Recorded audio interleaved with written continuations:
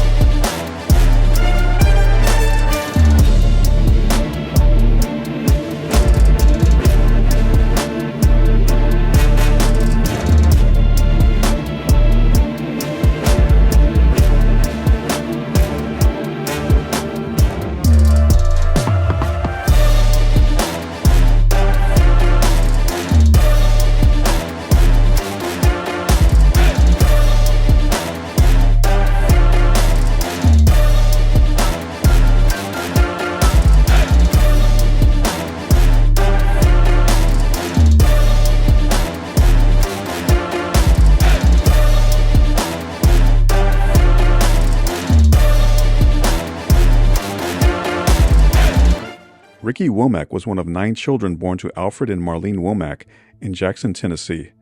At the age of 10, his mother moved the family to Detroit to get away from her abusive husband, but Alfred soon followed. He was accused of murdering one of Rickey's brothers before being killed himself during an armed robbery. Now stuck with a neglectful mother, the children were tossed into different foster care homes. By the age of 15, Rickey was a kleptomaniac, progressing to increasingly violent crime.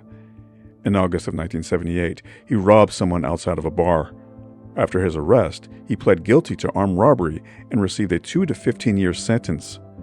He was granted parole in 1981 and began training with Emanuel Stewart at the Kronk Gym. His rise to the top of the amateur boxing ranks was meteoric. He defeated Evander Holyfield in the Pan American Games before upsetting 2-time world champion Pablo Romero of Cuba. In April of 1984, he once again defeated Romero, this time for the Amateur World Championship at light heavyweight. Coming into the Olympic trials in June of 1984, Womack was favored to be the United States representative in the light heavyweight division. But his personality left a lot to be desired.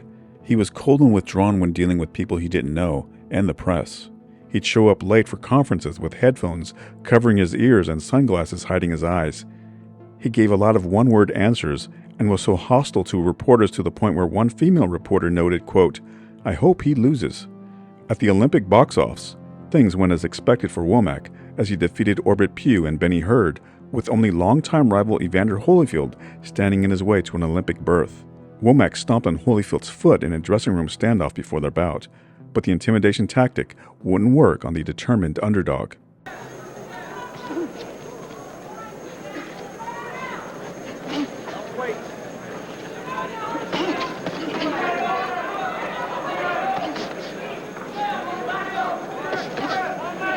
Holyfield getting good use out of that left. And good combination right there, stinging right.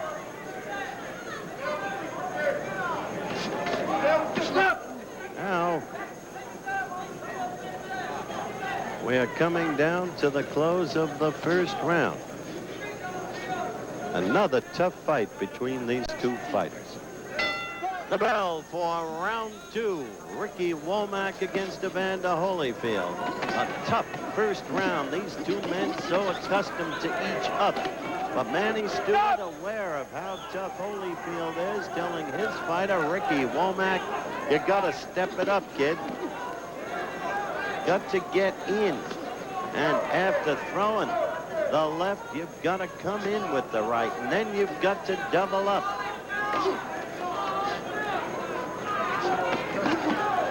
Easier said than done.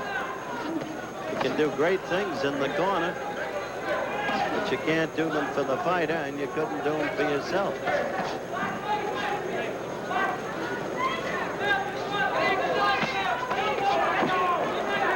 You can see that Holyfield is a tough customer. We'll stay with Womack and Emmanuel Stewart as this round ends. Inside, as you can see, the final 20 seconds and counting down.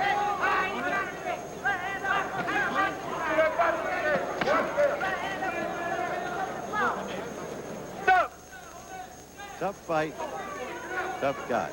Pushed Holyfield into the ropes, and Hollis properly broke them up. There'll be no boxing from Rickey Womack. It's not his style. It's not his cut.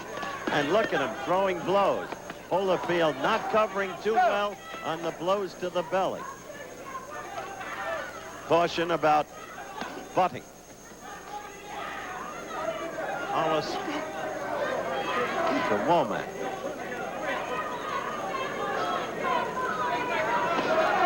I tell you, Womack's a tough cookie to try to go in and take it away from. It's easy for the corner to give that advice, but look at Womack using that upper body strength. He'll use everything. He'll use the shoulders, the elbows. Warning to the corner for talking by Hollis. He'll muscle you, he'll crowd you, he'll give you everything he's got. That's why I respect this kid so much as a fighter, Rickey Womack. But I have equal respect for Holyfield because he's got a lot of guts, he's tough, he can hurt you, he's a strong puncher. Does seem to be wearing down some in this round. You got that Womack all over you with that upper body, and it tells on you.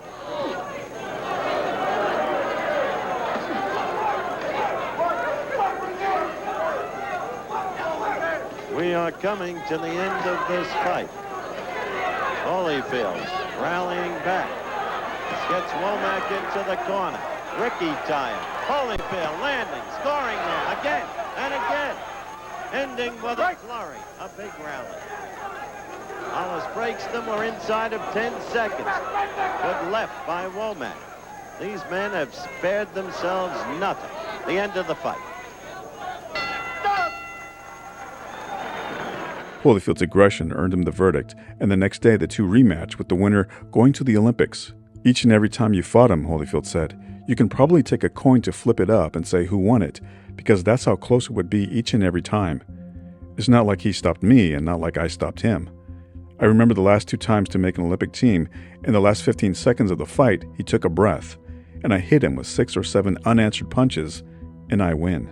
In the ring, the veteran Ed Herbeck of Shrewsbury, Massachusetts. Remember the amateur boxing rules? Must hit with the white portion of the glove. Pronate the blows, they call it. And the 5 judges scoring at ringside. 20 points, the maximum per round to the winner of the round. Discretionary amount for the loser.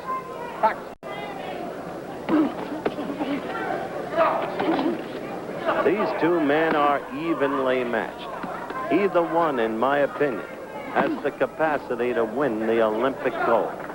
This is probably the deepest American boxing team within my memory, going back to the splendid team led by Floyd Patterson in '52 in Helsinki.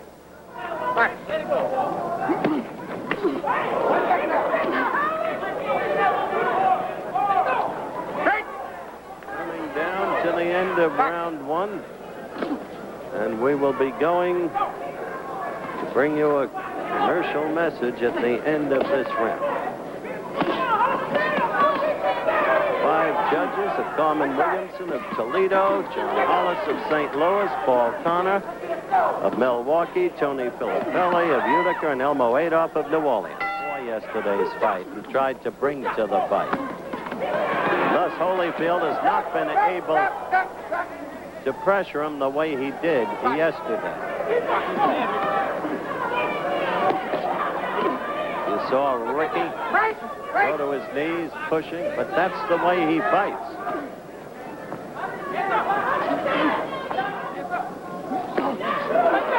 A good right lunging lead by Womack, taking Holyfield somewhat by surprise. I said yesterday that when Womack fights his fight, he will use everything. He will muscle you, he will crowd you, he will use the shoulders, the arms, the elbows.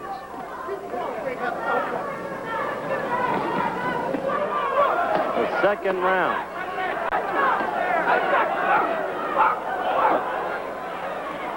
Holyfield getting away from the ropes very, very effectively. He had scored an excellent right just before being pinioned against the ropes.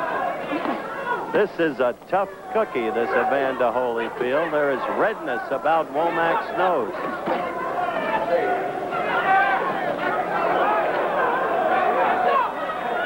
These are two men. Consider that they fought a tough bout yesterday. A split decision for Holyfield. There's blood around Womack's lips. Now we're down inside the 10-second mark for round 2. I don't know how they can produce the way they're producing. Having fought yesterday, a tough, solid round. Stay away from the ropes, okay? You're really grand this round, okay? You heard Emmanuel Stewart admonishing his fighter, Womack.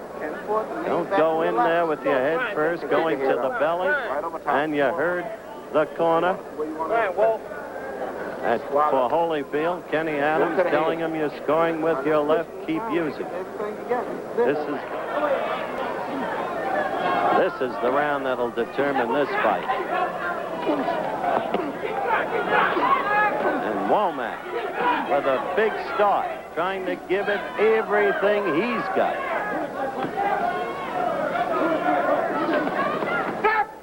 In 1982 in the World Championships. This is Las Vegas, and representation of themselves and the United States on the line in this round.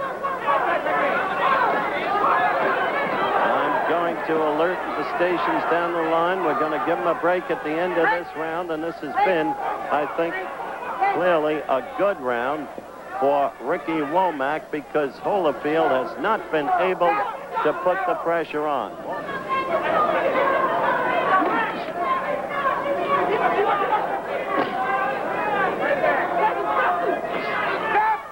It is just about over. Battle to the end, even after the bell. And it may be that Holyfield did win the first 2 rounds on balance. And therefore, even with Womack showing well in the 3rd round, Rickey, the world champion, could be out. His dream ended. Let's see.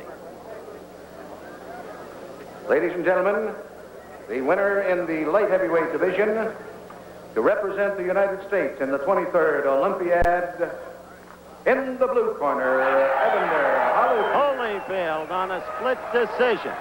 Evander Holyfield, a young man from Alabama, will go to Los Angeles, California, and that's a stunner. That is absolutely a stunner.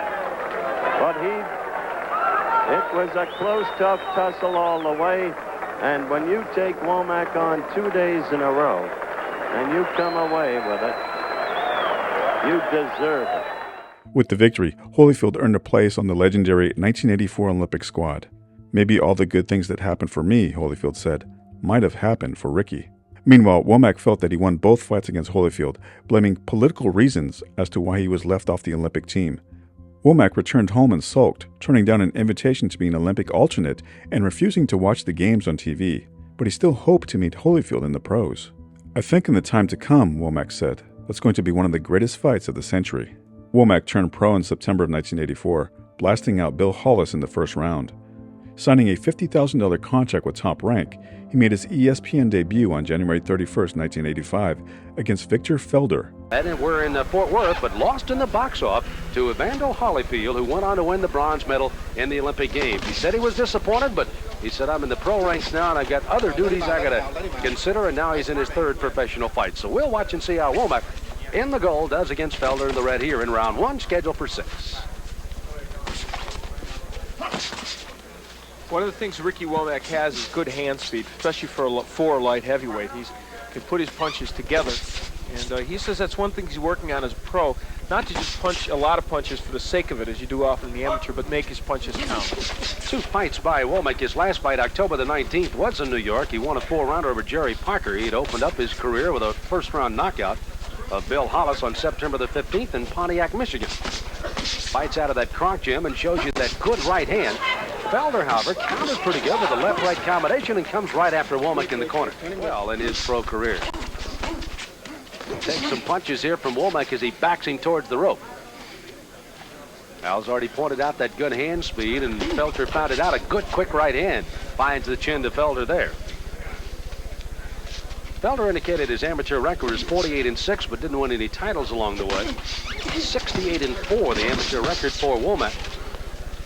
Felder with a good combination, but he tends to slap with his punches a little bit. But oh, good uppercut, and Rickey Womack felt that one. He was stunned by that uppercut.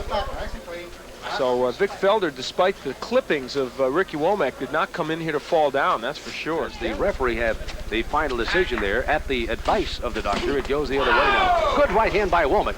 Felton staggered for a moment, but stayed in there strongly.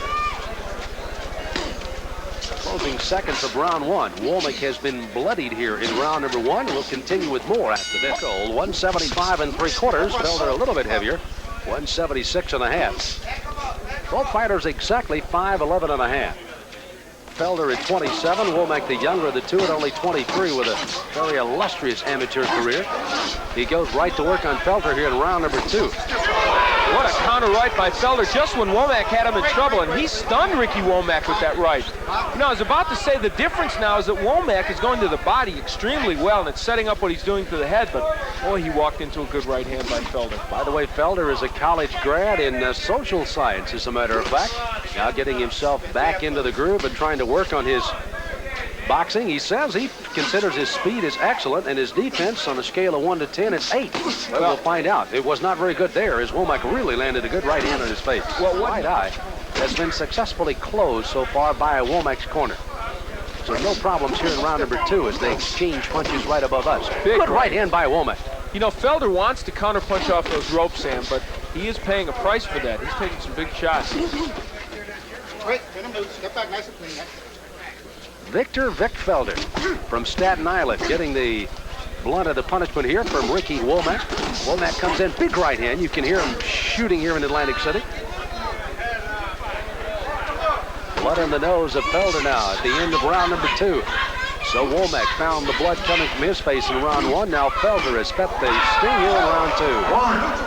1, 2, 3, 4. You can see that Felder is out and Rudy Battle quickly going over. We had thought we might have cut away right at the end of that round, but a big hand by Womack really sent Felder into the ropes. And again, a fighter cannot be saved by the bell except in the last round, and Rudy Battle said, nope, there's no way he's going to get up and the fight is over.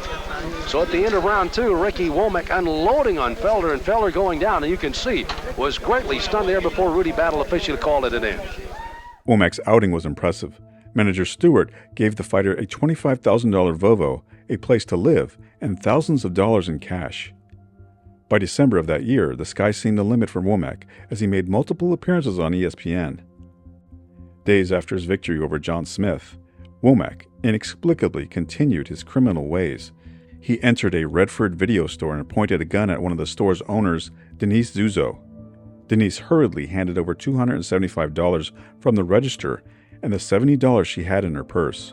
Womack then ordered her to load up a bag of movies before taking her to the rear of the store, where he clubbed her on the back of the head with the butt of his pistol. Denise's husband Vince entered the store as Womack exited. His wife shouted at him that the store had been robbed. Vince rushed to the car where Womack was sitting, and the boxer pointed the gun in his face. Vince dropped to the ground as Womack sped off. but he was able to memorize the license plate. 9 days later, Womack robbed a second video store but panicked when a customer walked in.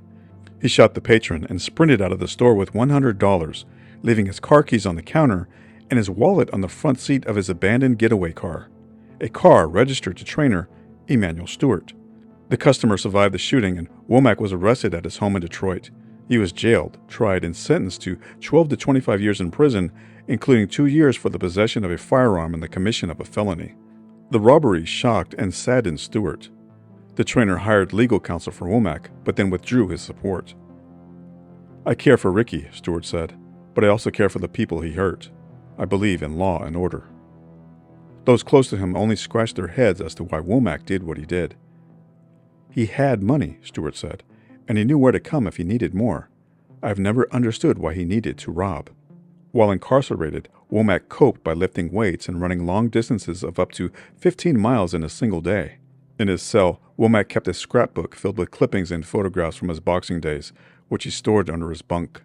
"I pull this out every dark day," Womack said. "It hurts. I keep it hidden from myself." The years passed him by. Evander Holyfield became a superstar, earning millions of dollars. Meanwhile, Womack earned $1.30 a day for maintenance work inside the prison. "If you keep a calendar," Womack said, "it's slow keeping up with it. You don't do nothing but just look at it. Time goes by." Womack spent years in a cell finding solace in Christianity, recognizing that his only means of escape was to delve inward. In November of 2000, after 15 years in prison, Womack was released with the help of former Michigan boxing commissioner Dr. Stuart Kirschenbaum, who was his primary visitor during his prison term. It took 4 parole hearings for the board to give Womack his second chance, and it was Kirschenbaum who picked him up from prison. "I gave Rickey a Bible," Kirschenbaum said. "I told him, you put this one in your boxing bag. Rickey owns many Bibles, and they're earmarked with all the different things he finds important to give him strength and courage. But this one, I told him, is from me to you. Stick it in your boxing bag, and we'll pray upon it before each fight." Womack had circled his favorite passage in the Bible, Psalms 90:12. "Teach us to number our days, that we may gain a heart of wisdom." Womack returned to the boxing gym. Former manager Emanuel Stewart couldn't fit him into his roster, but veteran trainer Bill Miller saw him as a reclamation project. "I was amazed that a guy could come back after 14 years and look that good," Miller said. Womack trained hard in the beginning, waging war on the speed bag, the heavy bag, and his sparring partners. 4 months after being released from prison, and after being out of the ring for over 15 years, the now 40-year-old Womack resumed his boxing career. "My past is history now," Womack said. "Now I can start the future." However, Womack discovered that the 15 years he had spent in prison had created an insurmountable gap between his current place in life and where he could have been. While Holyfield was battling John Ruiz for the heavyweight crown, Womack was now a forgotten 40-year-old struggling in 4-rounders. "You know," Womack said, "I thought me and Evander would be the Ali and Frazier of our era." In his final bout, he looked disinterested, and the crowd let him know it, booing his performance. Kirschenbaum stated that Womack had lost his desire to box and was depressed. Womack had suffered from severe mood swings and was unable to maintain a healthy relationship with his wife. The fighter realized that the doors that were once open to him in his boxing heyday were now permanently closed. Sometimes he wrote that if he didn't get out, he would take his own life, Kirschenbaum said. "There are ways of hanging yourself in the hole." On January 19, 2002, police and ambulance arrived at his home. Womack had borrowed a gun from his nephew, sat on his basement couch, placed the barrel to his eye, and shot himself. "You know how you can overcook a steak?" Womack asked. "You can overcook a man, too.